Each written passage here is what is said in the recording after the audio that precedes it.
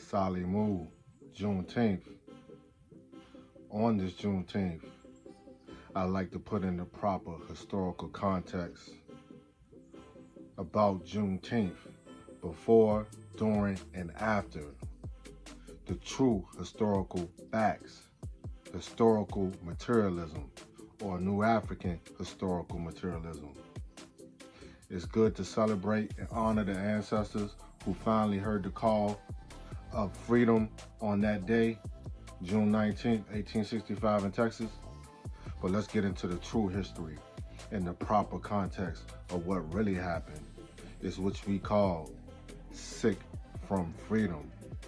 Many people never heard of that phrase before. What do I mean by sick from freedom? You gotta overstand. There's two periods in time during this time. You got the Civil War period and the Reconstruction period. The most important thing, you gotta study what was going on during the Civil War period up until Juneteenth and after Juneteenth into the Reconstruction period. When these ancestors in Texas finally realized that emancipation had taken place, these ancestors didn't realize what was going to happen next. One of the greatest biological epidemics took place during this period in time. Many of these ancestors who thought they was gaining true freedom actually died by the millions. A lot of them died from hunger, malnutrition, smallpox, yellow fever, dysentry, chlorea, and exposure.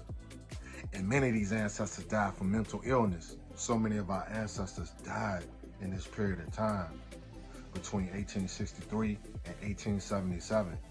It's rarely talked about. Many people don't even like to talk about it. Many people don't even know that this took place. A biological genocide. Yes, under the watch of the northern states and the southern states. So many of our ancestors died that there isn't even a correct number of these ancestors that died at this period in time. Many of them never ever got to see freedom, or so-called freedom. Because this goes into the next phase of Reconstruction, where many of our ancestors, they were so poor, they made no money during this period of time, during forced slave labor, that many of our ancestors never left the plantation. History they don't teach you about. So many of our ancestors left the plantation, died leaving the plantation because they didn't have nowhere to go, no way to make no type of money, and have no type of shelter. So many of our ancestors had to go back to the place that they tried to get away from, which was plantation slavery. But before I get into that, let me tell you what else happened. Many of these ancestors were taken by the northern states' army and military and were thrown in horrific contraband camps, where many of these deaths, sicknesses, and things of that nature took place. One of the most notorious contraband camps was right here in Richmond, Virginia. So as you see, Hitler and them wasn't the only people that had concentration camps. Matter of fact, Hitler was inspired by the United States of America's concentration camps, aka contraband camps. Contraband. Contraband is goods or property that was illegally taken or confiscated. This is what the Northern United States Union Army did when they took our ancestors from the plantations of the southern states of the Confederates. As you see, the North was no better than the South, because contraband is something that's owned.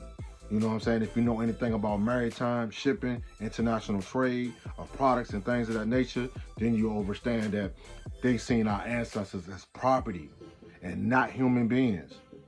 So that's why these contrabands were some of the most hidden history that they done kept from our people.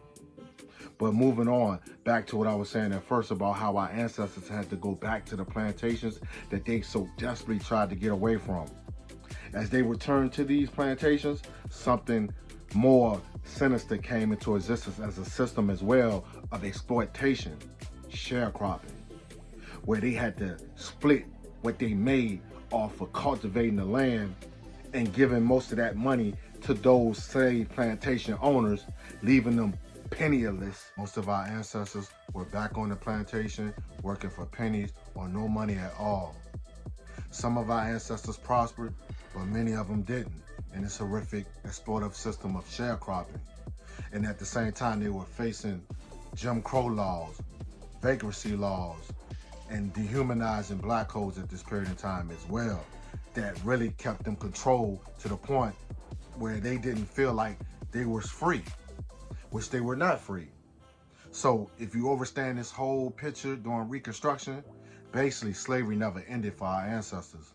So as you see, as I've been saying over the last couple of years, many people saying that Juneteenth is their Independence Day.